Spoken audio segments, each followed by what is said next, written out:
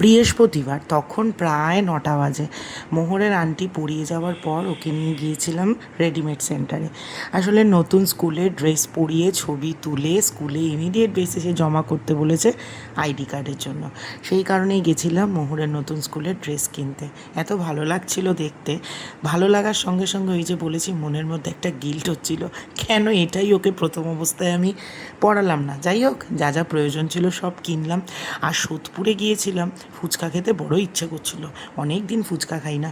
তো সেই কারণে আমি আর মোহর দুজনে মাত্র 10 টাকা করে ফুচকা খেলাম, কারণ অনেক এক্সপেকটেশন থাকলেও ফুচকাটা খুব একটা ভালো ছিল না। এরপর চলে গিয়েছিলাম রাত্রি 9:30টার সময় সোদপুর বাজারে।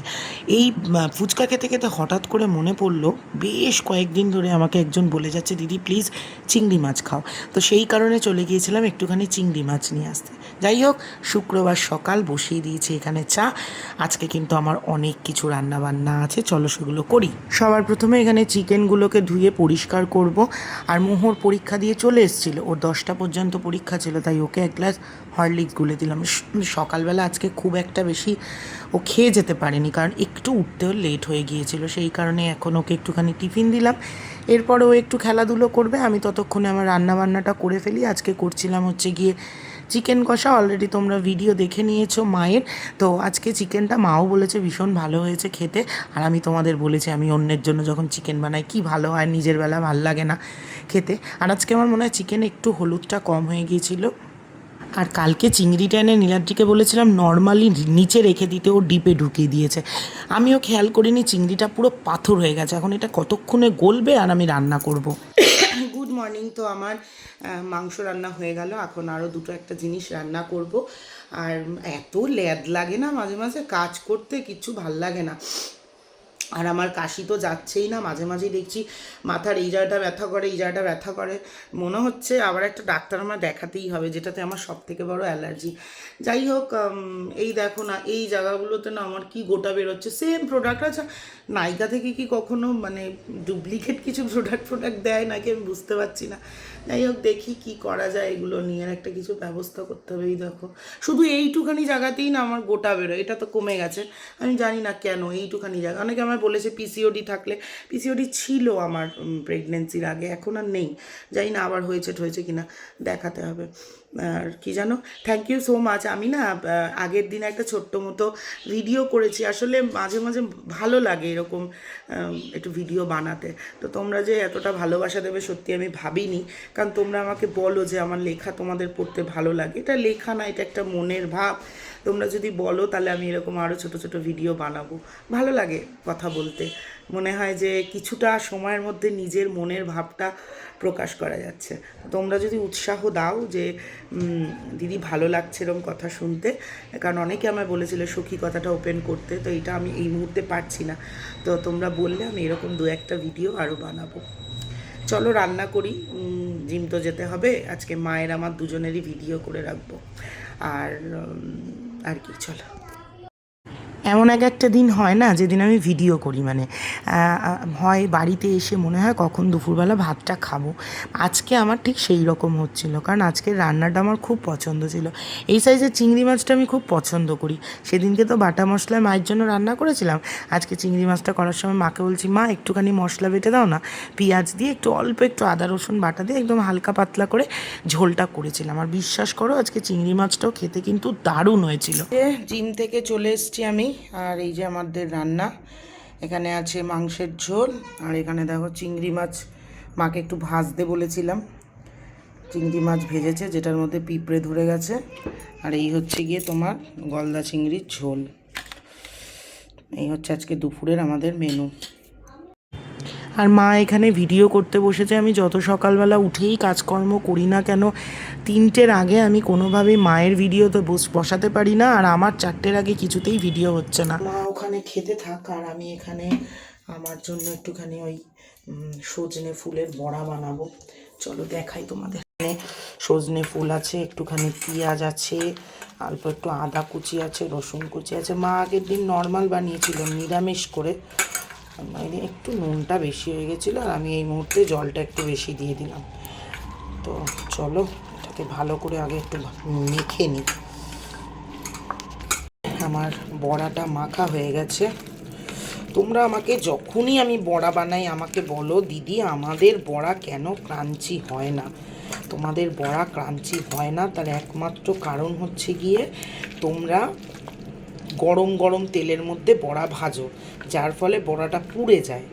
বড়া বা যে কোনো ভাজার জিনিস, এই যে সিঙাড়া বা গজা, দেখবে মিষ্টির দোকানের লোকেরা হালকা তেলে ভাজে, মানে প্রথমে তেলটাকে হালকা করে ভেজে নেয়, তারপরে তেলটাকে বাড়ায়, তাতে করে দেখবে সুন্দর বড়াটা ভাজা হবে। যেমন আমি এখন করবো, দাঁড়াও দেখাচ্ছি। এই দেখো আমি জাস্ট তোমার ইয়েটা দিয়েছি, তেলটা দিয়েছি, মানে একদমই গরম হয়নি। এই দেখো, এই দেখো, দেখেছো একদমই গরম হয়নি। বাবা, এই গরম পড়া শুরু হয়েছে আর মশার উৎপাত শুরু হয়েছে। এরকমভাবে একটা একটা করে বড়া ছেড়ে দেবো। তোমরা দেখিয়েছি, তোমরাও আমার মতনই স্টুডেন্ট, ঠেলা খেয়ে খেয়ে শিখছ, তারপরেও শিক্ষা হচ্ছে না।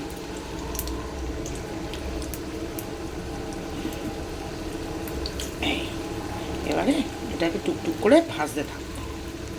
যে ভাজা হচ্ছে আস্তে আস্তে করে। আমার অবস্থাটা ঠিক কীরকম হয়েছে জানো, গাছ দেখা যাচ্ছে। ও মা, কি সুন্দর একটা ব্যাকগ্রাউন্ড, ফ্রন্টের একটা ব্যাপার হয়েছে। যাই হোক, আমার অবস্থাটা হয়েছে ঠিক, মানে প্রত্যেক দিন এই একরকম কাজকর্ম করতে ভালো লাগে না। আবার এই একই রকম কাজকর্ম থেকে 2-3 দিনের বেশি বিরত থাকলেও মনটা কেমন হাঁসফাঁস করে, মানে কোনো কিছুতেই যেন মনে হচ্ছে ভালো লাগে না। আমার একটা প্রবলেম হচ্ছে, কোনো জিনিসই আমার না, এটা বেশিরভাগ মানুষেরই প্রবলেম, একঘেয়ে কোনো জিনিসই বেশি দিন ভালো লাগে না। আবার সেই জিনিস থেকে বেরিয়ে গেলেও একঘেয়ে জীবনটাকে মিস করি। আমার যেমন এখন হচ্ছে, মানে মাঝে মাঝে না, বিশ্বাস করবে আমি ভুলেই যাই যে আমি ডেলি ব্লগ নামক কোনো একটা জিনিস করি, মানে ক্যামেরাটা অন করতেও মাঝে মাঝে ভুলে যাচ্ছি। এই হচ্ছে কি আমার অবস্থা। আর এই সমস্ত স্ট্যান্ড ফ্যানগুলো হয়ে ক্যামেরাটা এদিক ওদিক লাগিয়ে তোমাদের সাথে বক বক করতে আমার বেশ সুবিধা হয়েছে। যাই হোক, চলো ভাজা হচ্ছে দেখাই। যে আরও একটা দিক উল্টে দিয়েছি, এটা একটু লেগে যাবে, ওটা কোনো ব্যাপার না। এবার হোক, দুটো দিক ভাজা ভাজা হয়ে গেলে তারপরে গ্যাসটাকে জোরে করব। এই দেখো আমার গ্যাসটা এরকমভাবে রয়েছে, এটা ওই হাতে ক্যামেরা ধরার জন্য ধরেছিলাম তাই লেগে গেছে। আমার বড়া কড়কড়েও হয়ে গেছে, লাল লালও হয়ে গেছে, এই দেখো একদম। চলো আর একটু লাল করে খেতে বসি, মানে একদম প্রপার কেমন দেখতে হয়েছে সেটা খাওয়ার চ্যানেলে দেখে নিই। তো এই যে এখন বাজে হচ্ছে সন্ধ্যে 6:30, মোহরের টিফিন বানাচ্ছি। এখানে ওটস আছে, তারপর তোমার একটুখানি দুধ আছে আর একটু আটা আছে, এটা দিয়ে প্যানকেক টাইপের বানাবো। চলো, যেখানে একটুখানি তোমার ঘি দিয়ে নিলাম, এটা ঘি দিয়েই বানাবো।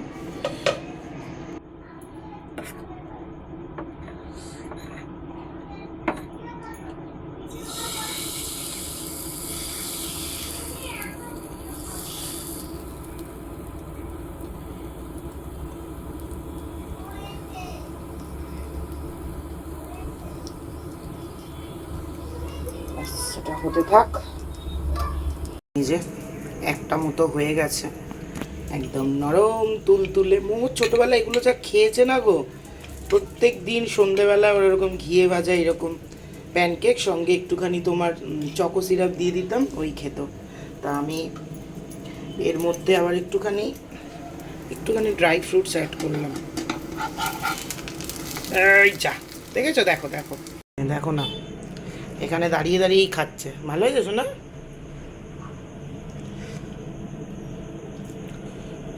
দেখো কাজুগুলো দিয়েছি, কিশমিশটা খাচ্ছে, কাজুগুলোকে বেছে বেছে ফেলে দিচ্ছে। দেখো ওর কি হবে, ওর চেহারা কোথা দিয়ে হবে, ও কাজু খেতে চাইছে না এখন আর। পামকিন সিডস নিয়ে আসলাম, প্রথমে খাচ্ছিল, যেই তোমার ধরে নিয়ে আসলাম খাওয়া বন্ধ করে দিল।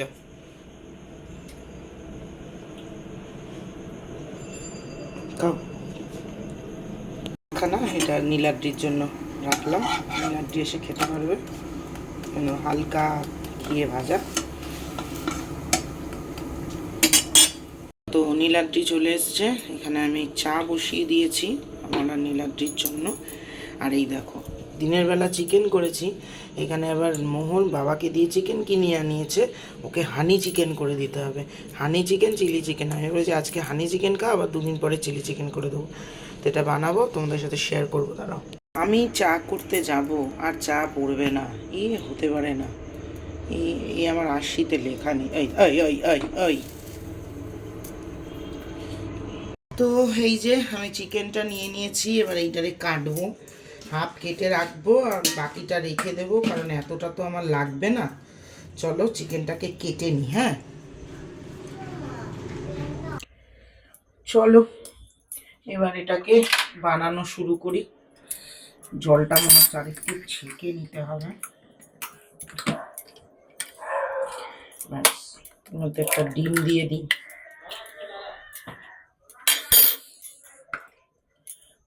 একটুখানি সয়া সস।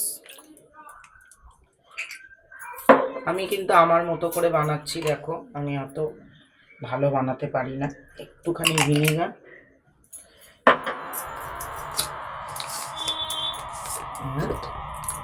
কর্নফ্লাওয়ার দিয়ে একটু মাখিয়ে রেখে দেবো। এই মাখিয়ে রেখে দিচ্ছি, আমি পরে এর মধ্যে নুন আর ইয়েটা অ্যাড করবো, কি বলে ওর নাম, গোলমরিচ গুঁড়োটা।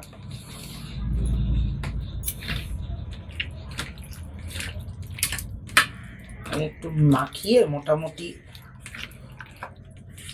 15-20 মিনিট মতো একটু রেখে দিই। তারপর এর মধ্যে একটু টমেটো সস, একটু নুন মিষ্টি অ্যাড করবো। ব্যাস, এটা থাক। চারদিকে বলেছি একটু মধু এনে দিতে, মধুটার সাইজটা দেখেছো? মানে এই মধু দিয়ে নাকি আমি হানি চিকেন বানাবো। নিচে যেতে ইচ্ছা করছে না, এখন আবার যেতে হবে নিচে। চলো এবারে ভেজে ফেলি অল্প অল্প করে। আমি না, সত্যি কথা বলছি, আমি চিলি চিকেনটা খুব একটা বানাতে পারি না, জানো না। তো আমার নীলাদ্রি খুব ভালো বানায়, সবাই তো সব কিছু পারে না। আরে কি রে, কি করছি আমি?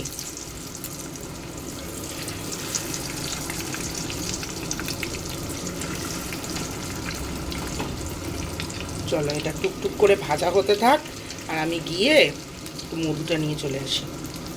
আমি এটা ভাজতে ভাজতে দুটো কথা বলি, রান্না করে এরপর আর কথা বলা হবে না। সেটা হচ্ছে গিয়ে, আমি জানি আমার যারা খাবার আসর দেখে তারা অনেকেই আমার হ্যাংলামি পরিবার দেখে।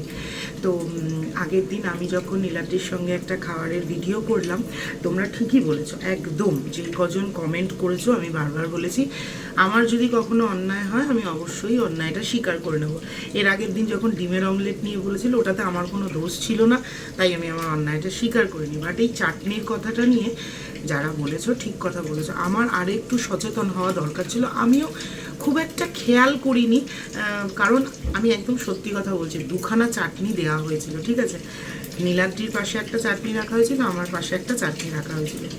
তো তোমরা কমেন্ট করার পর আমি যখন নীলাদ্রিকে জিজ্ঞেস করলাম, তখন নীলাদ্রি বললো নীলাদ্রির চাটনিটা না মেয়ে নিয়ে চলে গেছিলো, যেটা আমি খেয়াল করিনি। যদিও তোমাদের জানার কথা নয়, তোমরা যেটা দেখেছো, আমি কোনো রকম জাস্টিফিকেশান দিচ্ছি না, আমার আরেকটু সচেতন হওয়া উচিত ছিল। এটা আমার সত্যিই অন্যায় হয়েছে, আমি মন থেকে বলছি যে হ্যাঁ, এটা আমার দেখা উচিত ছিল যে আমি চাটনিটা নীলাদ্রির আছে কিনা, বা নীলাদ্রি চাটনি দিয়ে খাচ্ছে কিনা। যাই হোক,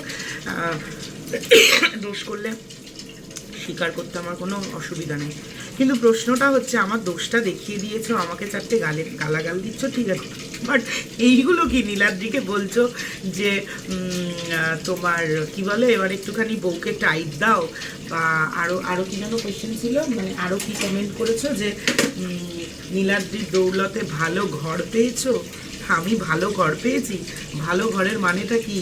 দোতলা বাড়ি, এত সুন্দর এই সমস্ত জিনিস, এগুলো ভালো ঘর? তাহলে আমি আপনাকে বলবো, মানে যারা এই কমেন্টটা করেছো তাদেরকে বলবো, ভগবান করে যেন আপনাদের কপালে এইরকম ভালো ঘর না জোটে, ঠিক আছে? প্রত্যেকটা জিনিস যেটা বাইরে দিয়ে দেখতে হয়, মনে হয় না all that glitters are not gold, এটা সবসময় মাথায় রাখবেন। আমার এই কমেন্টটা পড়ে খুব রাগ লেগেছে। বাদ বাকি যারা আমাকে খারাপ কথা বলেছে, আমার এক ফোঁটাও খারাপ লাগেনি। আমি অন্যায় করেছি, আমাকে মাথা নিচু করে শুনতে হবে আমি যদি অন্যায় করি। বাট ওই যে নীলাদ্রির দৌলতে আমি ভালো ঘর পেয়েছি, এটা বলবেন। আমারও একটা বাড়ি আছে, ঠিক আছে? আমার বাবা মা পয়সা কম হতে পারে, ভিখিরি নয়। আমি ট্রেনের ধারে থেকে এসে দোতলা বাড়িতে আসিনি, আমারও একটা বাড়ি আছে। হ্যাঁ, আমি বাড়িতে থাকতে পারিনি, বাড়িতে থাকিনি, সেটা অন্য ব্যাপার। আর বাড়ি পেয়েছি, ঘর পেয়েছি, এটা আমার ক্ষেত্রে অ্যাপ্লিকেবল নয়। আমার ঘর বাড়ি আছে, নিজস্ব বাড়ি আছে, ফ্ল্যাট নয়, কিন্তু আমার নিজস্ব বাড়ি আছে, সে যেইটুখানিই থাক।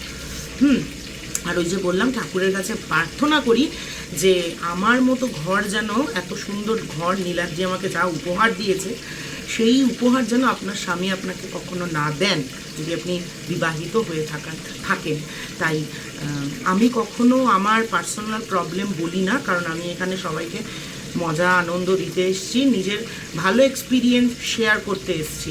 তাই সবটা না জেনে আশা করি এই কথাগুলো বলাটা ঠিক নয়, ঠিক আছে? আর আমার বর আমাকে টাইট দেবে, টাইট দেওয়ার মতো আমি এমন কিছু করিনি। একটা চাটনি দিতে পারিনি বলে আমার বর আমায় টাইট দেবে, আমার বর আমাকে মারধর করবে। আমার রেড ফ্ল্যাগওয়ালা লোক দরকার ছিল যে আমাকে আমার মতো করে ট্রিট করতে পারবে।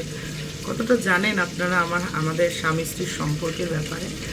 যেইটুখানি দেখছেন, খাবার দিইনি, অন্যায় করেছি, অবশ্যই মাথা নিচু করে শুনব। এক্সট্রা কথা বা এক্সট্রা কোনো রকম ব্লেম যেটা আমি করিনি সেটা আমি শুনব, ঠিক আছে? চলো, এই যে মোটামুটি আমার এটা ভাজা একটু হয়ে গেছে, আর একটু কড়া হবে। কাজ করতে করতে নখটা গেল ভেঙে, এমনভাবে ভেঙেছে এটাকে আমি আর ছাড়াতে পারছি না। ভেবেছিলাম কি এইবার আর ঘুরতে যাবো, এক্সটেনশান করাবো না, নখগুলো বড় বড় হয়েছে গেল।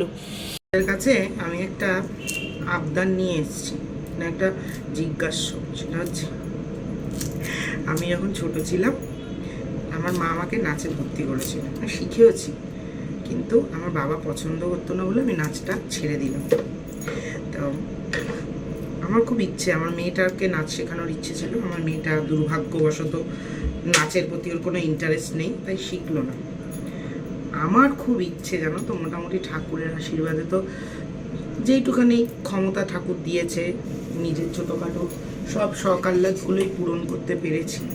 তো এখন আমার খুব ইচ্ছে আমি যদি একটু নাচ শিখতে পারতাম। হ্যাঁ, এই বুড়ো বয়সে এসেই নাচ শিখতে পারতাম। আমি তো এখন বুড়োদের তালিকাতেই পড়ি, বয়সটা তো আর কম নেই। তো অনেক জায়গা আছে জানো, যারা এরকম বয়স্কদের নাচ শেখায়। হয় না, অনেকে ছোট বয়সে নিজেদের শখ আহ্লাদ পূরণ করতে পারেনি, বড় বয়সে বুড়ো বয়সে এসে করছে। তা আমারও সেরকম একটা ইচ্ছে আছে। তা আমার এই চত্বরে না এরকম কিছু নেই। তোমাদের ওই দিকে যদি, তোমাদের কারোর দিকে যদি জানাশোনা থাকে যে এরকম বুড়িদের নাচ শেখায়, তো আমাকে একটু জানাবে প্লিজ। জানি ব্যাপারটা খুব হাস্যকর, কিন্তু হয় না, মানুষের কি শেখার বয়স শেষ থাকে বলো? আমার এই বয়সে এসে মনে হয়েছে হ্যাঁ আমি একটু করতে পারবো। আমাকে দেখে যদি আমার মেয়ের একটু নাচ টাচ করার ইচ্ছে জাগে, এটা হচ্ছে ব্যাপার। চলো, একটুখানি আদা রসুন ওই ভাজার মধ্যেই দিয়ে দিলাম। একটু লঙ্কাও দেওয়া যায়, আমি যেহেতু মোহর খাবে তাই লঙ্কা টঙ্কা কিচ্ছু দেবো না, একদম সিম্পল বানাবো। এটা একটু ভাজা হয়ে যাক, এই ভাজার গন্ধটা আমার যা ভালো লাগে না গো। হয়ে গেছে হালকা ভাজা, সসটা দিয়ে দিলাম। এখানে টমেটো সস আছে, আর একটুখানি সয়া সস আর চিলি সস আছে, দিয়ে দিলাম। এবার দিয়ে দেবো মোহরকা চিকেন।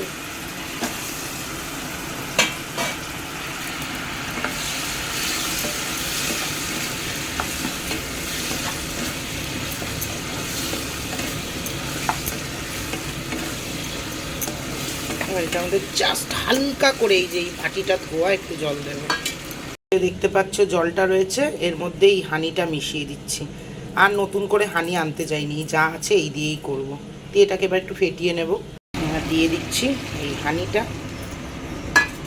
দিয়ে একটু নাড়িয়ে দেবো। একটুখানি অ্যারারুট গুলের মধ্যে জাস্ট দিয়ে দেবো। ব্যাস, এইখানে দিয়ে দিলাম হচ্ছে গিয়ে একটুখানি তোমার সাদা তিল। এটা বানালেই আমার মনে পড়ে দুষ্টু মিষ্টির জন্মদিনের কথা। যাই হোক, এর মধ্যে এবার একটু জাস্ট ধনে পাতা দিয়ে নামিয়ে দেবো।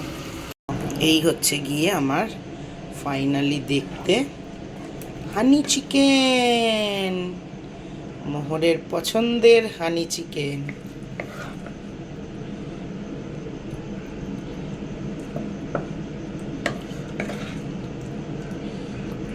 হয়ে গেল, শেষ লগ্নে চলে এসেছি ভিডিও। দেখো এইটা আমার খুব সুন্দর হয়েছে। এবার এইটার সঙ্গেই যখন আমি একটুখানি এই প্রসেসেই পরের দিন একটু চিলি চিকেন বানিয়ে দেখবো। চিলি চিকেনটা ঠিক জমে না কেন জানি না। চলো এটা নামিয়ে নিই। এটা এখানে ঢালা হয়ে গেছে। কালকের রান্নার যা যা লাগবে সমস্ত কিছু বার করে রেখে দিলাম। যেহেতু রান্না বান্না করেছি, মাছ মাংস ধরেছি, তাই আমি এখন কি বলে নাইটি টাইটি ছাড়বো, মুখ হাত পা ধোবো, দিয়ে নীলার ডেলে খেতে দেবো। তো চলো। আর এই মাইক্রোওভেনটা তোলা হচ্ছে না বলে এত জিনিস আমার রয়েছে, আমি কিছু গোছাতে পারছি না। যাই হোক, চলো আজকের মতো ভিডিওটা শেষ করছি। টাটা।